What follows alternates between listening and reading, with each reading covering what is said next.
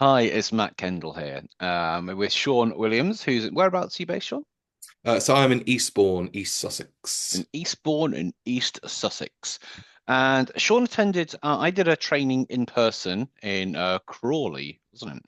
And because we'll get into it, but basically you were part of like a therapy group, and I came down and taught all the therapy group down in Crawley through Nikki. And this conversation today is just about basically Shawn's experience about what he was doing before therapy wise, what he thought of IEMT, and most importantly, how he's actually been applying it since then. So, Merry Christmas. I think we're doing that, aren't we? Please have a dad. Is it the 5th? It's the 5th of December or the 5th of Christmas, as people call it. Okay, so let's get into about you. So just tell us, what's your background in terms of therapy? So I'm actually pretty kind of like a new kid on the block in terms of therapy. So I've been in the field of education since I was 16, and then worked kind of in schools up until around about March 23. So I actually started kind of my therapeutic journey, actually again applying it in schools because that's obviously where I'm kind of most competent, most used to. So essentially, in about 2021, I went to work for a charity called Learning Space, and they are basically like a segue off of another company called Mindworks, who work alongside CAMS, Child Adolescent Mental Health Services.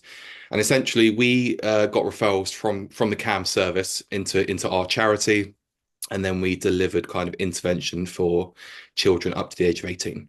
So obviously we got a range of children with neurodiversity issues. It was kind of like a needs-based assessment. We would get the referral through, then we would kind of give a call to the parent, have an initial session with the child and see kind of what needed to be done. There was a lot of kind of emotional literacy, regulation work, lots of liaison with schools, lots of emotional-based school avoidance, stuff like that. But the main thing obviously we delivered at Learning Space was solution-focused therapy. So obviously, I was trained via brief in that, and that's kind of what we were delivering through our service. Again, like I said, alongside mentoring, coaching, Hmm. whole kind of regulation approach. So yeah, so I done that.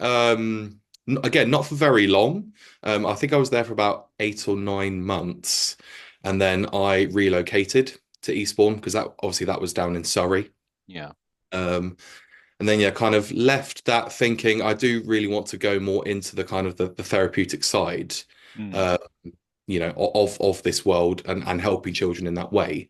And that's when kind of obviously I left due to obviously relocating, went to working back in a school now where I currently am. I'm in an independent school, and then kind of I started my therapeutic journey, you could say, yeah, roughly last year with obviously Nikki through Dandelion Training Development. Okay, so you and is was that with the sort of view of working privately or using this in the school? What was your aim of learning therapy? So a bit of both, really. I think obviously it's really handy to have it. Because like I said, I am the assistant director of safeguarding, so I deal with high level safeguarding kind of day in day out across our prep school and our senior school. So actually, normally with that comes mental health. Yeah. Obviously, being trained in mental health is really useful because I can provide kind of that intervention and support as a post kind of support method Yeah. after we get the young person the kind of support they need straight away. I can do that therapy work afterwards.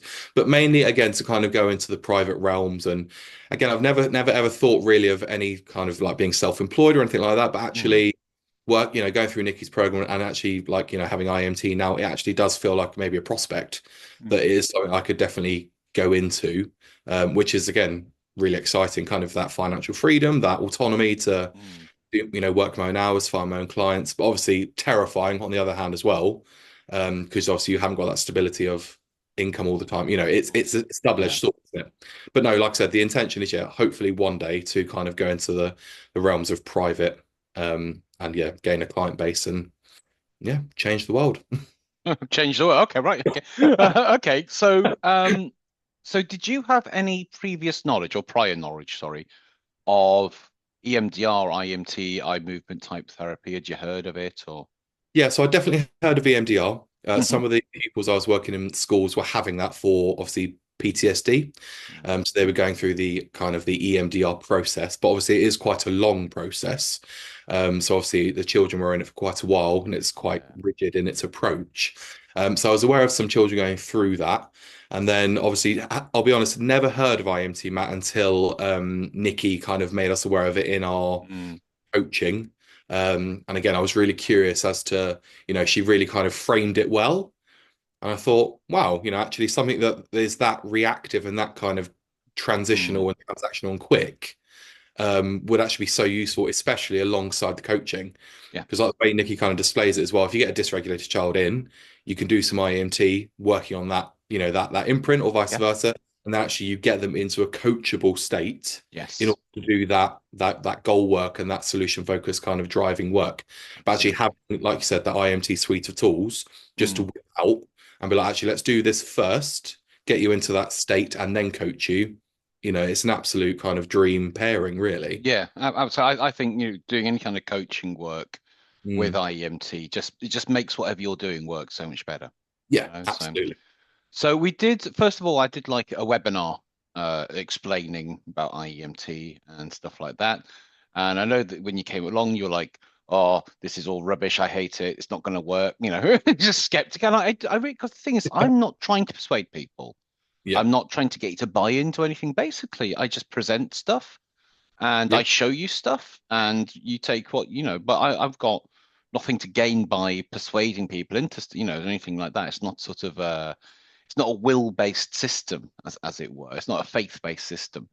So we did that for the first, and that was the first time you came across. And I did. I can't remember if I did a single exercise or a group exercise, and so we did. Did I use the arrows on the screen? Was it? So I do some different ones. I think it was yeah. probably that. Yeah. So it's just like an interactive sort of demonstration I do with people. And what was your experience of, your first experience with IMT? What was it like? Well, I mean, again, I wanted to come to the webinar that obviously Mm, Nick had arranged because again, like I said, I came in a full and utter skeptic. I'm not even going to yeah. lie about Yeah. Yeah. kind of what is this? What is this essentially? Mm, And I remember kind of we went through it, and again, as we were going through it, I was getting more and more quizzical as to like, okay, this is weird, and I like it.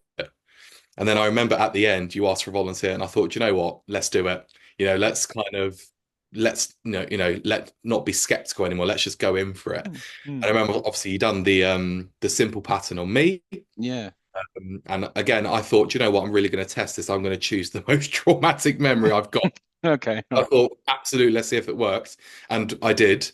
And like I said, we done it. And it's so vivid in my kind of memory of that interaction now, of just how much it blew my mind that the change is again, it's hard to explain, Matt, as you know now. Mm, It's just one of the weirdest experiences I've had. And like I said, after that, I could no longer be skeptical because I was like, mm, well, it's happened literally right before my eyes. mm. So Right in your eyes. yeah, Yeah. literally in my Yeah. eyes and in Yeah. my brain. So I was Yeah. like, can I then sit here and be skeptical, knowing full well it's worked on me? Mm, And that's kind of again then what set me up to thinking, actually, do you know what? This is going to be such a powerful thing to be able mm. to use with my child clients. And also I think what excited me as well is it opens me up to the realm of adult clients as well, which through my training, obviously I'm not kind of insured to do, etc. But having the IMT now does open up that Yeah. avenue, which gets really exciting. Cool.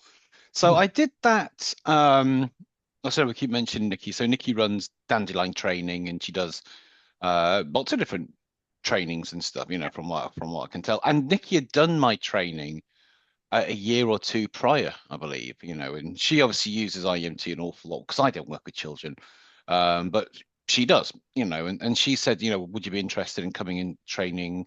I think we had about 8 to 9 people. I know it Yeah. was going to be more. Some people couldn't make. I'm coming back again actually next year. I need to sort that out.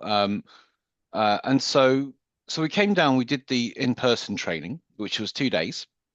So, what was it like going through the actual live training in terms of the materials in advance, the training, how it was delivered, the content, the exercises, and what's the after support been like as well? I mean, I think the pre-course material I loved. because it was kind of able to give us a whistle-stop tour of IEMT before we even got the full content. Mhm. Obviously, what I found really useful is, you asked us specific questions to bring certain things. So it's like essentially a free weekend of therapy. So thanks, Mm. Matt. Worked Very on a lot welcome. that weekend. Yeah. But what was great again is you asked us to bring like specific stuff to the training for us to work on Yes. during the session, which again was really useful because actually then, when you're kind of in the hot seat, or like we called it Mm. when I trained, the trauma seat, it was sometimes difficult to come up really quickly Yeah. with an instantaneous memory or Yeah. feeling. So And it actually, saves so much time in those exactly. sessions, you know? Yeah, and having kind of that time to really think about actually what do I actually want to work on? What's the issue? What's the problem? And then bringing that to the training and then working on that whilst you're learning as well Yeah. was immense. Kind of one of the best trainings I think I've done. It was so interactive, and also, like I said, you got free therapy out of it as well. So it's a Yeah. win-win. I think the face-to-face training for me was great. I'm a very kind of visual kinesthetic learner, so actually doing it, kind of chatting about it in the classroom and then going doing it with a person, kind of, a real person. Not that Yes. online aren't real, but Yeah. doing Yeah. it I know. face to face was really useful. And actually having you kind of then walking round and interacting as well. If we had questions or we run into issues, or actually the age is going down, but the feeling's good, what do we do? Was again really helpful to Yeah. have you kind of physically there live to just go, well, actually explain this or think about this or go into this. And actually, like I said, luckily with the Dandelion Army that Nikki calls us, we're a really good group of humans. Mm. And we're all there really for good purposes because we wanted to learn, develop, bring it into our own practice. So it was so lovely having, a diverse kind of group of people that, and again, it was so nice working through the different parts of the IMT suite with different colleagues. Yeah.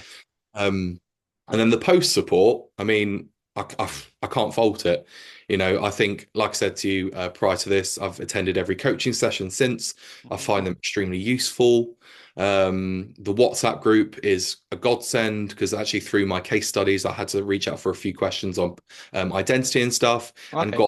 got some amazing responses from practitioners.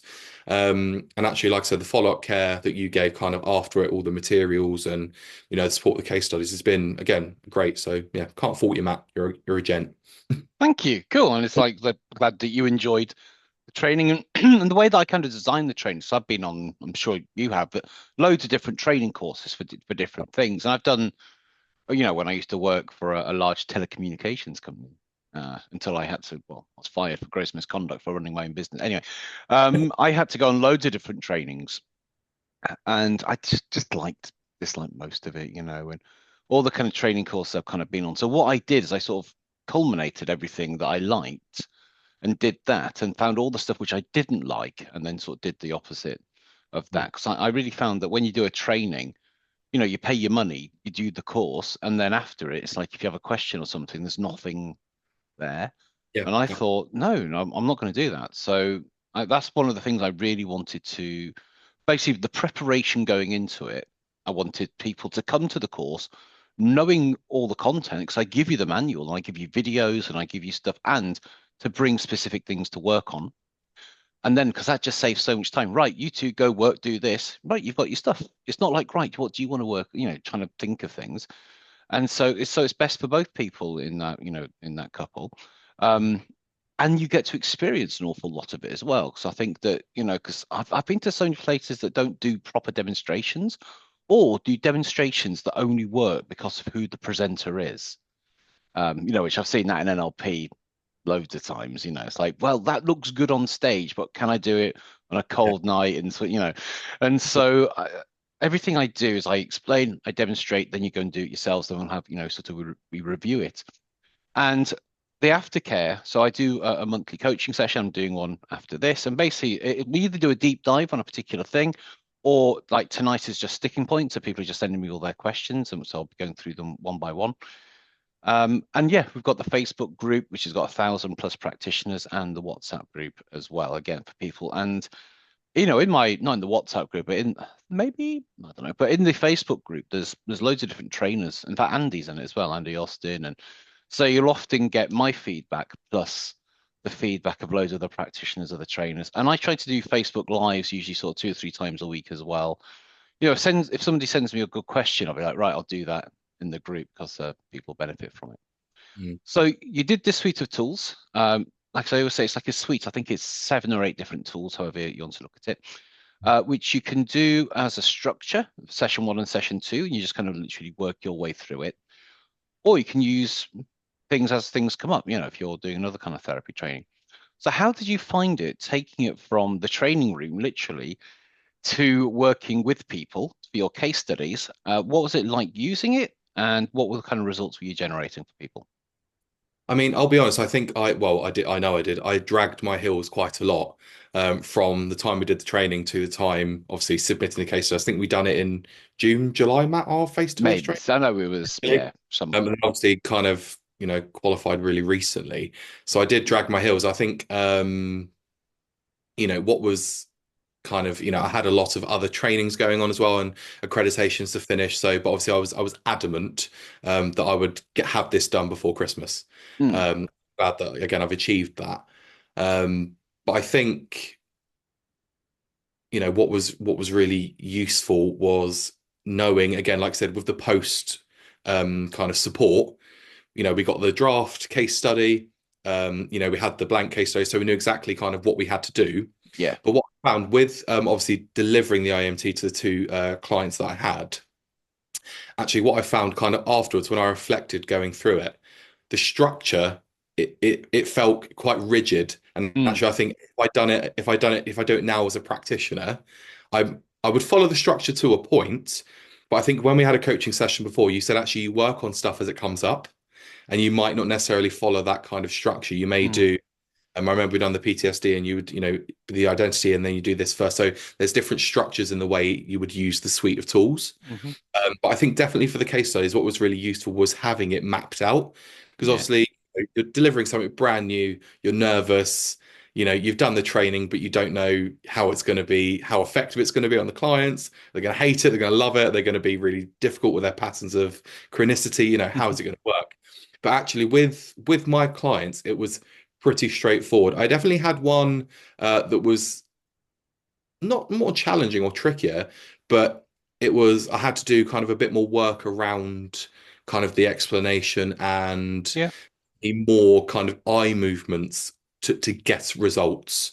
I had one client that actually we were getting quite, rapid results, and they were really leaning into it. And then a second client was actually a bit more, defensive and actually, had to do a bit more work around that.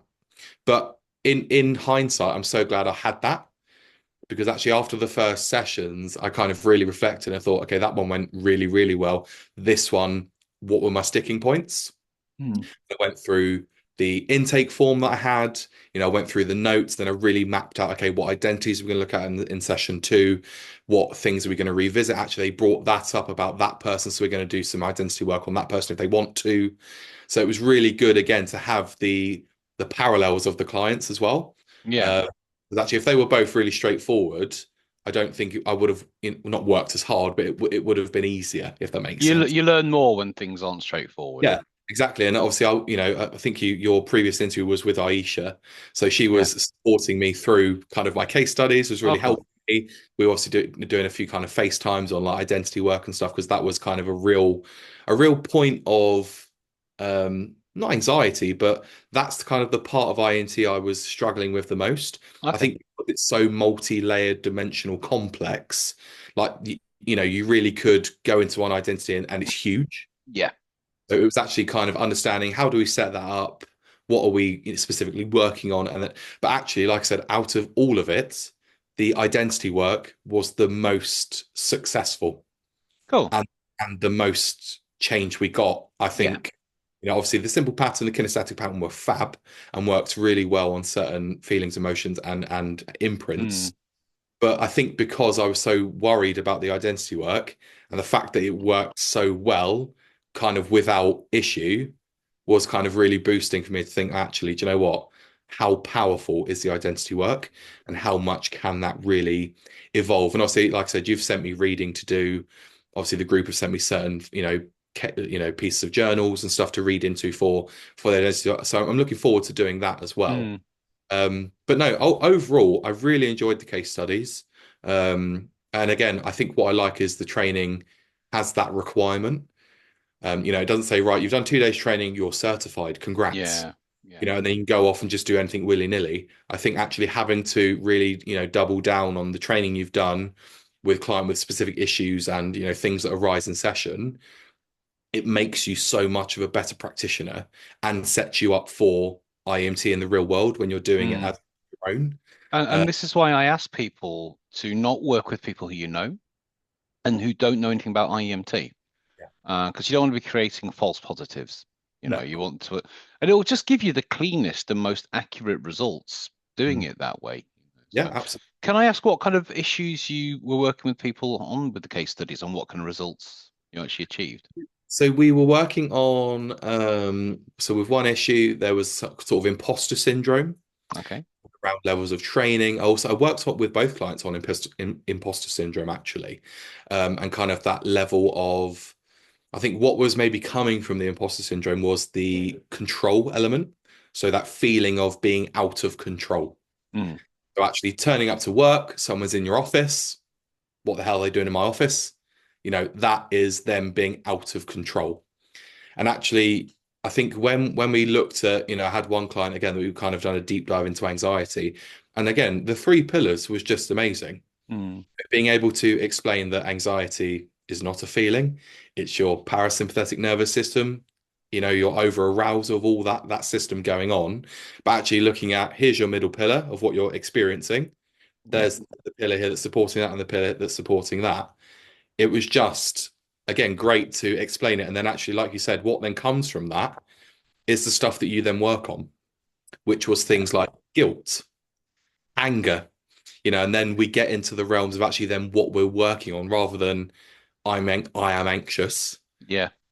Why are we anxious? Oh, well, it's because, I feel really angry about that, or I feel really guilty about this. And you're like, right, there we go. So although we're anxious as our body is reacting, actually the Mm, levels to that anxiety is this and that. And then you get that moment with the clients and they're like, oh, yeah, you're right.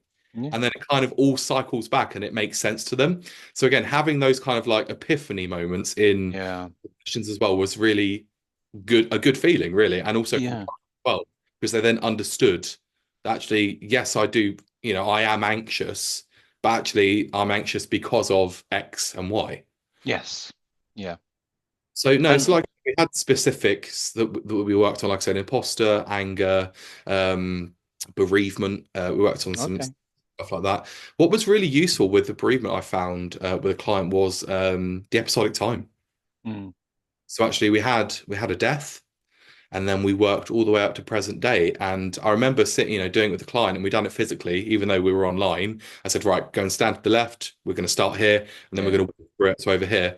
And I remember saying to the client, and again, it's really vivid, saying, right now, look back at how far away that problem is Yeah. now, how far you've come.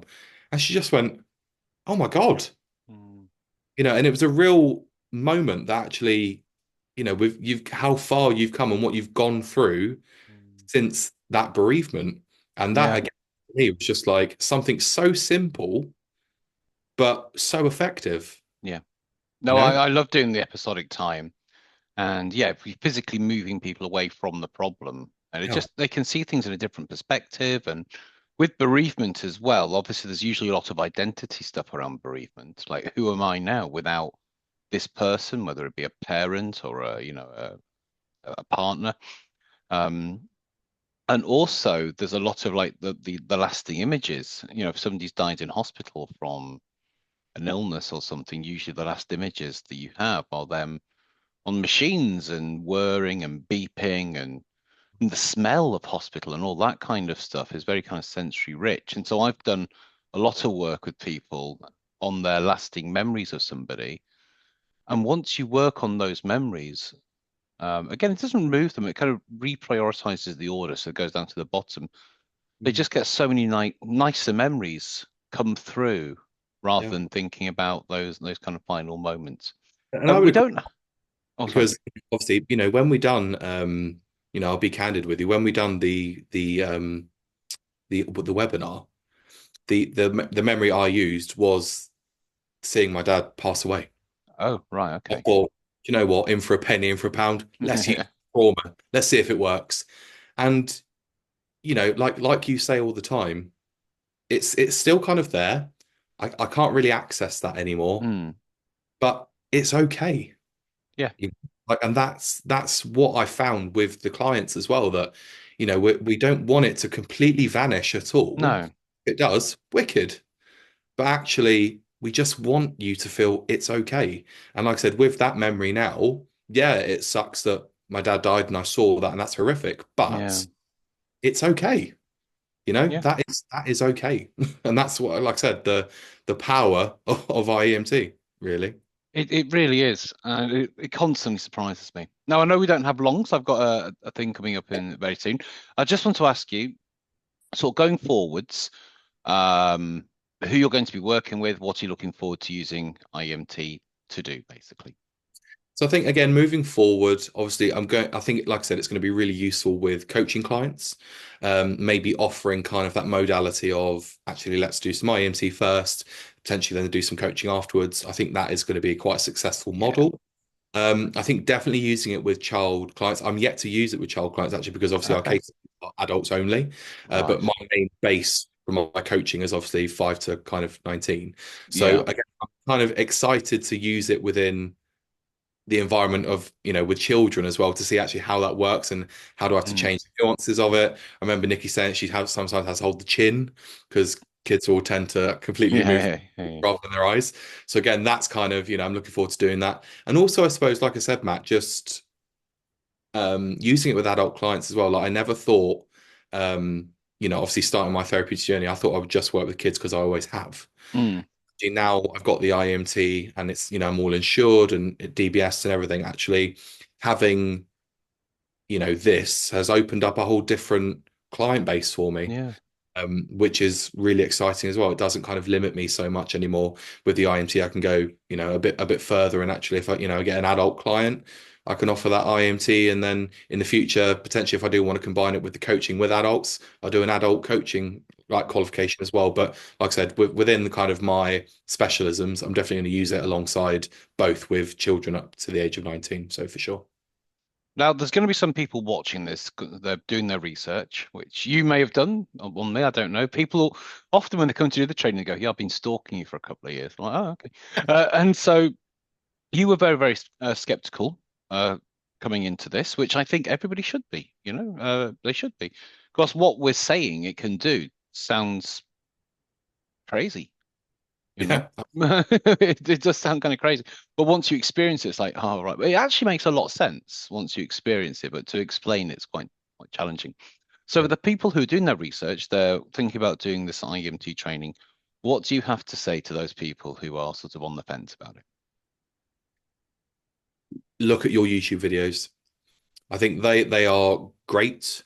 Add you on Facebook. Again, just do your research. Like again, I came in a full skeptic, Mm, but actually until I kind of had the webinar with you, that's then when that vanished. yeah. And prior to that, again, I kind of didn't do any research. But my kind of coming out the other side now, I would say again, just watch some of your YouTube videos, watch some of the demos, that you've got on there of the simple pattern, and take a Mm, deep dive into some of the areas, the Facebook, all of that stuff. Just, kind of immerse yourself. Obviously, there's the book that I did kind of read prior to seeing you, Sonia's book, which was Sonia's book, yeah, so again, that kind of takes a real deep dive into the areas of yeah, IM. yeah, And that's again, it's a good book that you don't have to just read it in like order. It's just you can just go, oh, I want yeah, to, yeah. read about identity, go to that page. Um, so yeah, that's kind of my tips and tricks. Just immerse yourself, and if you're still skeptical, do the training and become unskeptical. Well, yeah. The worst thing is that you don't like it or don't use it, I suppose. That's the thing. Shawn, thank you so much for your time today. If people are looking, do you have a website or a social media presence at all? Yeah, Or so I'm on Instagram and Facebook. So it's Williams Wellbeing. Website is still kind of under construction. But yeah, so on the socials, on Insta and on Facebook for now.